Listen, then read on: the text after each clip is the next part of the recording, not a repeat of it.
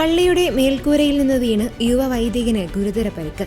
ക്യൂബയിലെ സിയൻഫ്യൂഗോസ് രൂപതയിലെ വൈദികനായ father യൂനിയൽ Alphonso കിൻഡോയാണ് അപകടത്തിൽപ്പെട്ടത്. April 21-നാണ് father പള്ളിയുടെ മേൽക്കൂരയിൽ നിന്ന് അബദ്ധത്തിൽ താഴേക്ക് വീണത്. ഉടൻ തന്നെ അദ്ദേഹത്തെ തീവ്രപരിചരണ വിഭാഗത്തിൽ പ്രവേശിപ്പിച്ചു. വീഴ്ചയുടെ ആഘാതത്തിൽ ഇടുപ്പെല്ലിനും തലയോട്ടിക്കും ഗുരുതരമായ പൊട്ടലുകൾ സംഭവിച്ചിരുന്നു. അതേസമയം അദ്ദേഹത്തിന്റെ ആരോഗ്യനിലയിൽ പുരോഗതിയുണ്ടെന്ന് രൂപത അറിയിച്ചു. അദ്ദേഹത്തിന്റെ ഇടുപ്പെല്ലിന് നടത്തിയ ശസ്ത്രക്രിയ വിജയകരമായി പൂർത്തിയായതായി സിയൻഫ്യൂഗോസ് രൂപത വ്യക്തമാക്കി. അപകടത്തിന് പിന്നാലെ വൈദികന്റെ ഓർമ്മശക്തിക്ക് തകരാർ സംഭവിച്ചിരുന്നെങ്കിലും കഴിഞ്ഞ ദിവസം അത് പൂർണ്ണമായും വീണ്ടെടുത്തതായി ഡോക്ടർമാർ അറിയിച്ചു.